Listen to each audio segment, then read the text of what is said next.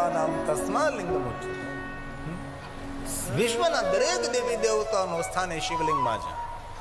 તેથી દરેક મનુષ્ય ભગવાન મહાદેવના લિંગ સ્વરૂપની પૂજા કરવી જોઈએ. કારણ કે અંતરિક્ષમાં આ બ્રહ્માંડમાં અનંત કોટી બ્રહ્માંડમાં જેટલા જેટલા દેવતાઓ છે સર્વ દેવતાઓની પૂજા એક શિવલિંગની પૂજા કરવાથી પ્રાપ્ત થાય છે. ધરતી આપણી માં છે, આકાશ આપણા પિતા છે. અને ભૂલા વગર જ્યારે સવારમાં ઉઠો, બિસ્તર ઉપરથી ધરતી પર પગ મૂકો, પૃથ્વી પર પગ મૂકતા પહેલા માતા પૃથ્વીને પ્રણામ કરવા જોઈએ. એ આપણા સ્વાધ્યાય પરિવાર પૂજ્ય શ્રી પાંડુરંગ શાસ્ત્રી દાદાએ આ બધું શીખવાડ્યું છે આપણને. ઉઠીને મોબાઈલ દર્શન નહીં, કર દર્શન. કેટલી કેટલી સુંદર સુંદર સ્વાધ્યાય પરિવારે કેટલી સેવા કરી છે. આપણા પૂજ્ય પરમ પૂજ્ય પાંડુરંગ શાસ્ત્રી દાદાને તો જેટલા પ્રણામ કરીએ એટલા ઓછા છે. ગામડે ગામડે શહેર શહેર જય જય, અને જેને ધર્મ ઉત્થાનનું કેટલું મોટું કાર્ય કર્યું છે. જય યોગેશ્વર બોલતા સૌને કર્યા છે. તેથી ધરતી વસને સમુદ્ર પર્વતસ્તન મંડલે વિષ્ણુ પત્ની નમસ્તુભ્યં પાદસ્પર્શમ ક્ષમસ્વ. આપણું જીવન કેવું હોવું જોઈએ તો મહત્વનું છે, પણ આપણી રાત્રિ કેવી હોવી જોઈએ પણ મહત્વની છે. અને આપણી સવાર કેવી હોવી જોઈએ પણ બહુ મહત્વનું છે. કઈ રીતે શું, કઈ રીતે સવારમાં જાગવું તેની પણ માણસને ખબર નથી. આ બધું આચાર્યો પાસેથી શીખવું જોઈએ કે કઈ રીતે રાત્રે સુવાય, રાતનું ભોજન, સવારનું ભોજન, બપોરનું ભોજન. આપણે પાસે જીવન જીવવાની કોઈ શૈલી જ નથી. આડેધડે જીવન જીવનારા માણસો છીએ આપણે. વર્તમાનમાં કેટલા ડોક્ટરો વધી રહ્યા છે, કેટલી હોસ્પિટલો બની રહી છે. શા માટે? આપણે શું રોગને આમંત્રણ આપી રહ્યા છે. માતા પૃથ્વીને પ્રણામ કરો. કેવી રીતે સવારમાં બિસ્તર છોડવું જોઈએ એનું પણ વર્ણન છે. કરાગ્રે વસતે લક્ષ્મી. લક્ષ્મીજીને યાદ કરો, ધન સંપત્તિ ભરપૂર રહે. કર મધ્યે સરસ્વતી, કર મૂલે તુ ગોવિંદ, પ્રભાતે કર દર્શનમ, પ્રભાતે કર દર્શનમ. સવારમાં બીજું કઈ ન કરી શકીએ પણ સૂર્ય ઉગે પહેલા બિસ્તર છોડી દેવું. સૂર્ય ઉદય થાય અને માણસ સૂતો રહે, બિસ્તરમાં પડ્યો રહે, તેની પ્રગતિ કેવી રીતે થાય? તેના જીવનમાં તેજસ્વીતા કેવી રીતે આવે? તેથી આપણા યુવાન દીકરા દીકરીને કહે કે બેટા બહુ નહીં પણ કમસે કમ સૂર્ય ઉદય પામે એ પહેલા તારે બિસ્તર છોડી દેવું છે. સૂર્ય ઉગ્યા પછી જે માણસો સૂતા રહે, કફ અને પિત્તના દર્દો થાય, તેનું બેલેન્સ ખોરવાઈ જાય છે. તેથી સવારમાં થોડા વહેલા જાગીએ અને સ્નાન કરી પવિત્ર બની અને ભગવાન સૂર્યનારાયણનું સ્વાગત કરીએ આપણે. અને મેં તો કેટલી વાર કથામાં કહ્યું કે જે યુવાન દીકરો દીકરી સવારમાં વહેલા ઉઠી અને સૂર્યનારાયણનું જે સ્વાગત કરે છે એનું સ્વાગત આખી દુનિયા કરવા માટે તૈયાર થાય. એના જીવનમાં કોઈ વસ્તુની કમી ન રહે.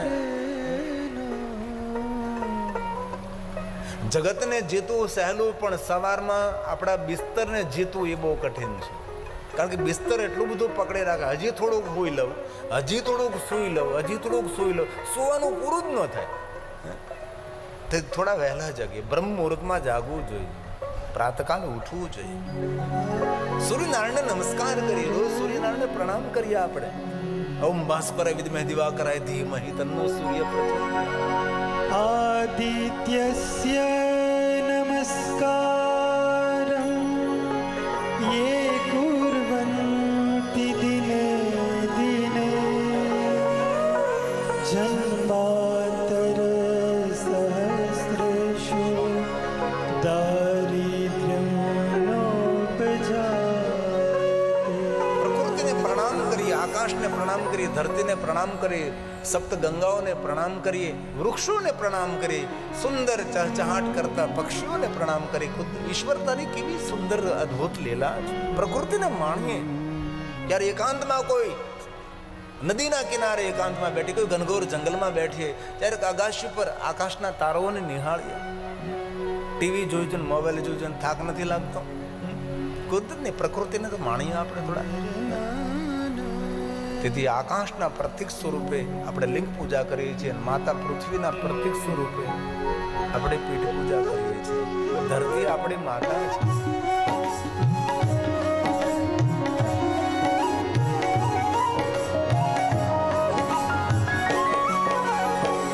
धरती मेरी माता पिता समान, धरती मेरी माता पिता समान, मुझको तो अपना सा लागे सारा जहां.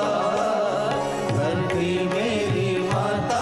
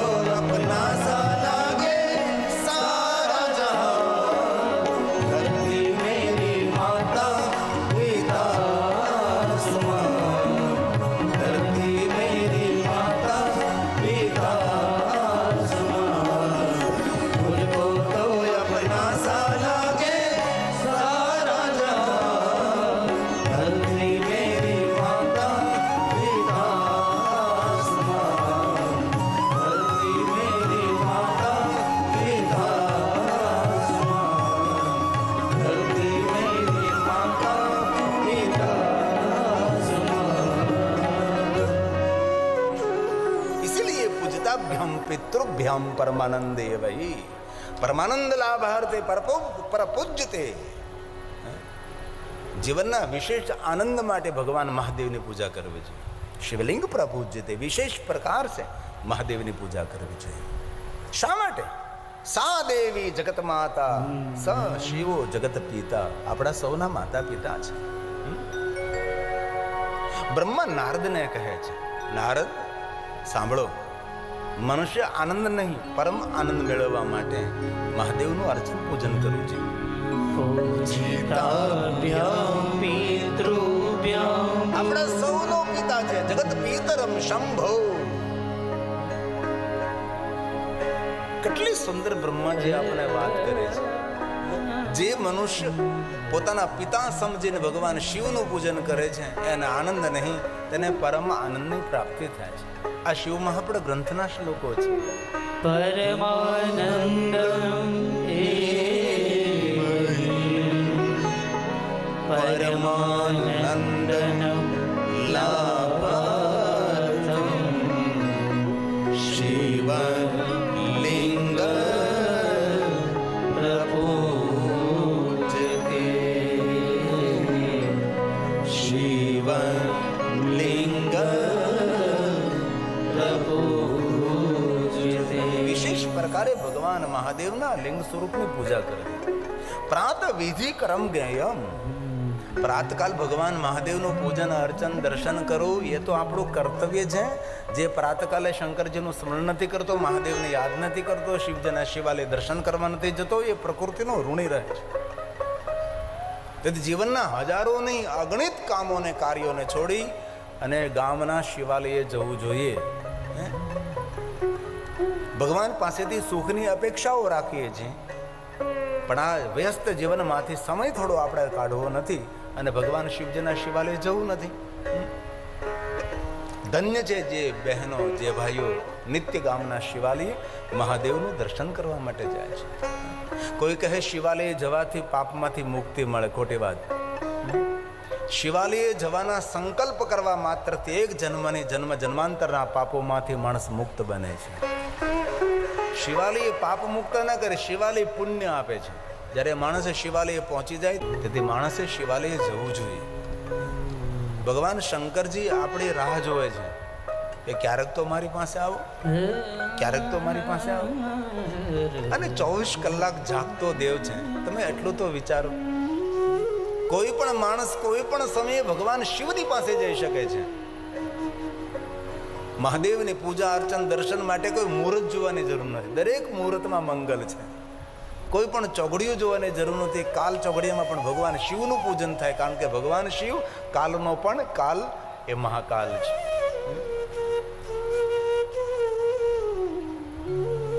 અને બહુ હૃદયથી એક વાત કહું છું, દુનિયાના બધા દ્વાર બંધ થઈ જાય ને, થાય ક્યારેક થાય જીવનમાં, અને દરેકના જીવનમાં એ પળ આવે છે. એવું નહીં કે રોજ માટે જ આપણે સૂર્ય ઉગેલો હોય, ક્યારેક સૂર્ય અસ્ત પણ જીવનમાં થાય.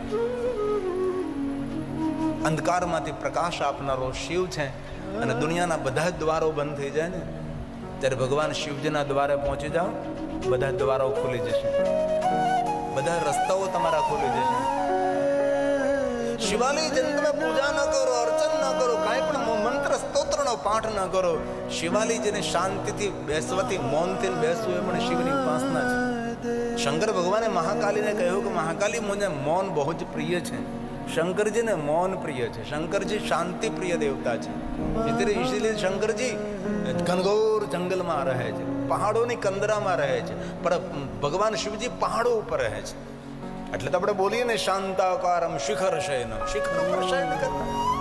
અને શિવ એક એવા દેવ છે, દરેક ક્ષેત્રમાં શિખરસ્થ છે. તપ માર્ગ જુઓ શિખરસ્થ, ધ્યાન માર્ગ જુઓ શિખરસ્થ, યોગ માર્ગ જુઓ શિખરસ્થ, જ્ઞાન માર્ગ, વિદ્યા માર્ગ, કોઈ પણ ઉદારતામાં શિખરસ્થ ભગવાન શંકરજી. મહાદેવ જેવા કોણ ઉદાર હોઈ શકે છે? એટલે આપ સૌને હૃદયની પ્રાર્થના કે તમારા ગામના સુંદર શિવાલય હોય તો તમે શિવાલયે જાઓ. આમ તેમ બધે ભટકવાની જરૂર નથી.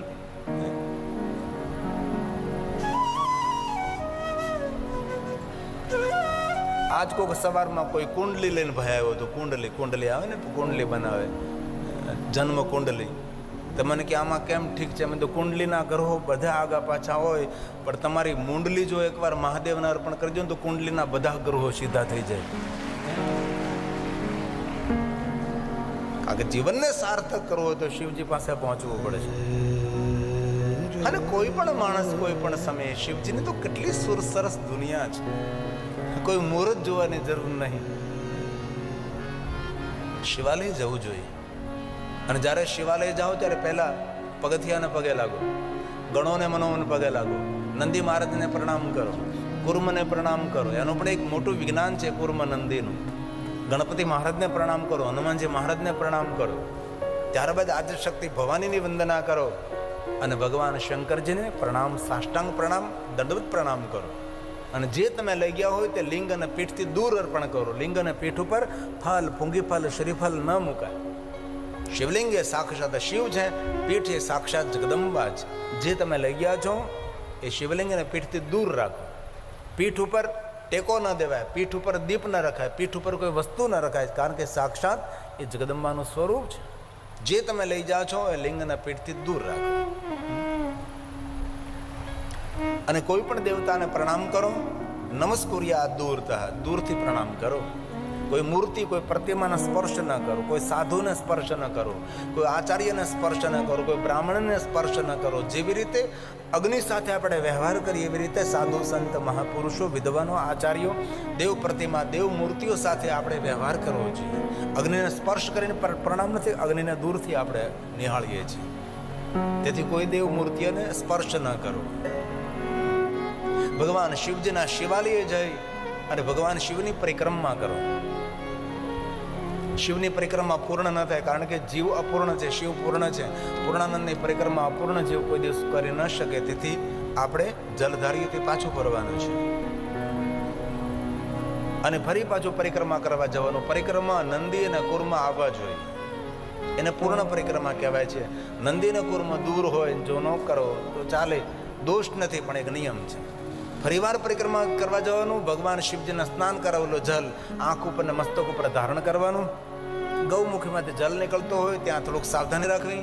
ઘણીવાર એ ગૌમુખીની અંદર સર્પ પણ બેઠેલો હોય છે, એ થોડી સાવધાની. કારણ કે આપણે હાથ મૂકીને સર્પ બહાર નીકળે, ડંખ મારી દે. અમારે એકવાર એવું શિવાલયમાં થયેલું હતું. અમારે જ્યાં સાવરકુંડલાની બાજુમાં એક ગિરધર વાવ સોમનાથ મહાદેવનું શિવાલય છે, બહુ પ્રાચીન. કોઈ છોકરો પરિક્રમા કરતો હોય ત્યાં આમ જલ આમ કરવા ગયો તો પેલા હરપને કહે કે આ કાંઈક જીવ જંતુ હોય, હર પછી તો અંદરથી નીકળ ડંખ મારી દીધો. આવું થઈ શકે, સાવધાની જરૂરી છે. એકી સંખ્યામાં પરિક્રમા કરો. 1 કરો, 3 કરો, 5 કરો. પરિક્રમા કરવા જતો હોય તેને બહારની બાજુમાં રહેવું, પરિક્રમા કરીને આવતા હોય તેને અંદરની બાજુમાં રહેવું. આવી રીતે ભગવાન શિવની પરિક્રમા કરવી. મહાદેવનું દર્શન કરીને ઘરે ઘરે જતા જતા ફરીવાર પુનઃ ભગવાનને પાછા ફરીને દર્શન કરવું. જે ભગવાન શિવજીનું દર્શન જતો જતો પુનઃ દર્શન ફરીવાર દર્શન કરે છે તેને શિવલોકમાં ગયા પછી મૃત્યુલોકમાં પાછું ફરવું નથી. તેથી પુનઃ દર્શનનો પણ મહિમા છે. ક્યારે સ્નાન ન કર્યા હોય, અપવિત્ર હોય, શિવાલયે જઈને દર્શન કરવા ન જઈ શકે, ઘરની અંદર જન્મનો સૂતક હોય, મૃત્યુનો સૂતક હોય, એ સમયે શિવાલયની અંદર જઈને દર્શન કરવા ન જઈ શકીએ તો શિવાલયના શિખરનું દર્શન કરવું, શિવાલયની ધજાનું દર્શન કરવું. શિવ દર્શનનું ફળ પ્રાપ્ત થાય છે. જે માણસ નિત્ય ભગવાન મહાદેવના શિખરનું દર્શન કરે છે, નિત્ય ભગવાન મહાદેવની ધજાનું દર્શન કરે છે, તે માણસના જીવનની જ્ઞાન, વિદ્યા, પ્રતિષ્ઠાની ધજા હંમેશને માટે આકાશમાં ફરકતી રહે. તેની ધજા કોઈ નીચી ન પડે. તેથી મહાદેવની શિવાલયની ધજાનું દર્શન કરવું. અવસર મળે તો શિવજીને ધજા જ્યારે ચડાવવી, શિવજીને ધજા અર્પણ કરવાનો પણ એક મહિમા છે. આપણે પૂજા ન કરી શકીએ, પૂજારી પૂજા કરતા હોય તેને પૂજાની સામગ્રી પૂર્ણ પાડી. એ બધી મારી પાસે એક શ્લોકો છે. બધા શ્લોકો બોલું તો તમારે સમય પણ ઘણો જતો રહે. તેથી વિવરણ કરું છું કે ભગવાન મહાદેવના શિવાલયમાં પૂજાની સામગ્રી અર્પણ કરવાનું કેટલું પુણ્ય મળે છે. જે પૂજારી છે, પૂજારીને સહાય કરવાનું કેટલું પુણ્ય મળે છે. જે પૂજારી પૂજા કરતા હોય તેને ચંદન ઘસીને તૈયાર કરીને આપવાનું કેટલું પુણ્ય મળે છે. જે પૂજારી પૂજા કરે છે તેને બિલોપત્ર અને પુષ્પ અને પૂજાની વસ્તુ બધી અર્પણ કરવાથી, દિલ અને તેલ અને દિવેલ અર્પણ કરવાથી કેવું પુણ્ય મળે છે તેના બધા શ્લોકો શિવ મહાપડ ગ્રંથની અંદર છે. તો જ્યાં જ્યાં શિવાલયો હોય ત્યાં ત્યાં ખૂબ સેવા આપવી. શિવાલય જઈને ભગવાન શિવની પૂજા કરવાનો મહિમા અનંત છે, પણ ભગવાન મહાદેવની શિવની પૂજા કરવાનું જે પુણ્ય મળે છે તેના કરતાં કરોડો ગણું પુણ્ય શિવાલયે જઈને આંગણું વાળવાથી ને ઝાડુ મારવાનું પુણ્ય તેનાથી કરોડો ગણું પુણ્ય વળતું થાય છે. તેથી શિવાલય જઈને ક્યારેક સેવા કરવી, શિવાલયનું આંગણું બુહારવું, આંગણું વાળવું, હાવણી લઈ શિવાલયની સાફ સફાઈ કરવી, શિવાલયની અંદર ચોખ્ખાઈ રાખવી, આનું પુણ્ય બહુ છે. તમે ક્યારે સુવર્ણ મંદિર પંજાબ ગયા હોય તમને ખબર હોય, સુવર્ણ મંદિર પંજાબની અંદર મોટા ઘરની બધી બહેનો એ પોતાના દુપટ્ટાથી એ જે મંદિરની સીડી સાફ કરતી હોય, મંદિર સાફ કરતી હોય પોતાના દુપટ્ટાથી, અને ત્યાં બધા ભાઈઓ જે દર્શનાર્થીઓ આવે તેના બૂટ ચપ્પલ બેઠા બેઠા સાફ કરતા હોય છે, સેવા કરતા હોય છે. કારણ કે ગુરુદેવ નાનક દેવે સેવા મંત્ર આપ્યો છે. આપણા શિવાલયની અંદર પણ સેવા કરવાનું બહુ જ પુણ્ય છે. તેથી ક્યારેય શિવાલયે જાઓ, પૂજા કરવાનું જે પુણ્ય મળે તેના કરતાં કોટી ગુણનું પુણ્ય ભગવાન શિવજીના શિવાલય જઈને સેવા કરવાથી મળે છે. પણ સેવા કરનારા ઓછા હોય છે. અને તપોધન બ્રાહ્મણ માટે, દશનામ માટે બહુ જ મોટું પુણ્યનું કામ છે. અને બે જ અધિકાર છે. તપોધન બ્રાહ્મણોને શિવમાં પણ સંમત અધિકાર છે, અને દશનામ સમાજને આદિ જગદગુરુ શંકરાચાર્ય મહારાજ સંમતિથી તેને અધિકાર છે. પૂજા દરેક વ્યક્તિ કરી શકે છે, પણ પૂજા ઉતારવાનો અધિકાર, શંકરજીની પખાણ કરવાનો અધિકાર એ તપોધન બ્રાહ્મણને છે અને દશનામ સમાજને છે. ગિરિપુરી, ભારતીય, વાનર, તીરથ, સાગર, સરસ્વતી એમને અધિકાર છે. પૂજા ઉતારવાનો અનંત પુણ્ય મળે છે. તેથી તમારા ગામમાં શિવાલય હોય, શિવાલયને રંગરોગાન કરજો, શિવાલયનો જીર્ણોદ્ધાર કરજો. શિવાલયની આજુબાજુ ફૂલ છોડ વાવવાનો મહિમા છે. શિવજીને ફૂલ ચડાવવાનો મહિમા છે, એના કરતાં કરોડો ગણો મહિમા આજુબાજુ ફૂલ છોડ વાવવાનો મહિમા છે. અને બીજી એક હૃદયની વાત કરું, મારી પાસે પ્રમાણ સાથે હું કહી શકું છું. શિવજીને જલાભિષેક કરવાનો મહિમા છે, અને તેના કરતાં કરોડો ગણું પુણ્ય શિવાલયની આસપાસ જે વૃક્ષો હોય ને તેને જલ અર્પણ કરવાનો પુણ્ય છે. મહાદેવને જલ ચડાવી એના કરતાં અધિક પુણ્ય શિવાલયની આસપાસ જે વૃક્ષો હોય તેને જલ ચડાવી એનું પુણ્ય છે. અને ભગવાન સ્વયં શિવજીએ કહ્યું છે કે કોઈ પણ જીવને જ્યારે આપણે તૃપ્ત કરીએ છીએ ને ત્યારે ભગવાન શિવ એમ કહે એમાં હું તૃપ્ત થઈ રહ્યો છું. જ્યારે કોઈ જીવનો અનાદર કરીએ છીએ ત્યારે ભગવાન શિવ એમ કહે છે એ કોઈ જીવનો અનાદર નથી કરતો, એ મારો અનાદર કરે છે. શિવ ભક્ત કેવો હોય છે? શિવ ભક્તોના લક્ષણો શું? મન અશાંત હોય ત્યારે ભગવાન મહાદેવને જલાભિષેક કરો, બાબાને જલ ચડાવો, મન શાંત થશે. કે જ્યારે ભગવાનને જલ ચડાવે ત્યારે આપણું તન પાત્ર પકડે છે, મન આપણું ધારા તૂટે નહીં તેમાં હોય છે, અને વાણીથી આપણે મંત્રો બોલતા હોય છે. તેથી વાણી, મન અને તનનો સમન્વય ભગવાન મહાદેવને આપણે જલાભિષેક કરીએ છીએ. કોઈ જગ્યાએ અશાંતિ લાગતી હોય, અશાંત મન હોય, ઉદ્વેગથી ભરાયેલું, તાપ અને સંતાપથી ખરડાયેલું મન હોય, એ સમયે ભગવાન શિવને અભિષેક કરો. ભગવાન રામજી લક્ષ્મણજીને વારંવાર કે ચાલ લક્ષ્મણ આપણે ભગવાનને જલાભિષેક કરીએ. અરે દ્વારકાધીશ કદમ કદમ પર ભાઈ બલરામને સાથે લઈને અભિષેક કરે, 5 પાંડવને માર્ગદર્શન કરે. તો કોઈ પણ કાર્ય કરતા પહેલા મહાદેવને જલાભિષેક કરો. યુદ્ધ કરવાનું, યુદ્ધ ખેડવાનું હતું, અર્જુનને પકડીને લઈ જાય છે. અર્જુન પહેલા આપણે ભગવાન મહાદેવને અભિષેક કરીએ, કારણ કે શંકરજીને જે જલથી અભિષેક કરે છે એ કાર્યમાં તેને સફળતા પ્રાપ્ત થાય છે. તેથી કોઈ પણ કાર્ય પ્રારંભે, કોઈ પણ યાત્રા પ્રારંભે તમારા ગામની અંદર મહાદેવ ગામડે ગામડે શંકરજી બિરાજે છે, અને તમારા ગામના પાદરમાં મધ્યમાં બેઠો બેઠો તમારી રાહ જોવે છે. એકવાર તો મારી પાસે આવો, તમારા ભાગ્યની રેખા હું બદલી શકો છો. એ ભગવાન મહાદેવ છે, એ શંકરજી. તમે જાઓ તો ખરા ક્યારે મહાદેવને જલ ચડાવો. ભગવાન દ્વારકાધીશ મહાદેવને જલાભિષેક કરે. સાર્જુનમ વાસુદેવ સાથે અર્જુન, અને જગ પ્રસિદ્ધ અભિષેક. ઓમ નમો ભવાય શિવાય રુદ્રાય વરદાય પશુનાપતિ. હર કોઈ બોલી શકે. ઓમ નમો ભવાય શર્વાય રુદ્રાય વરદાય ચ પશુનાં પતે નિત્યમ ઉગ્રાય ચ કપર્દિનય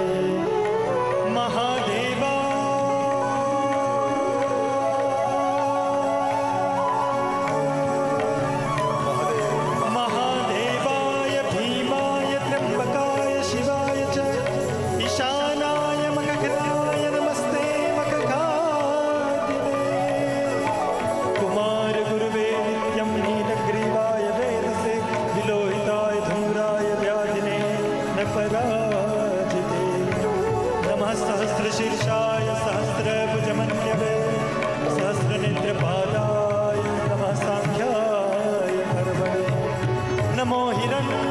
મરણાય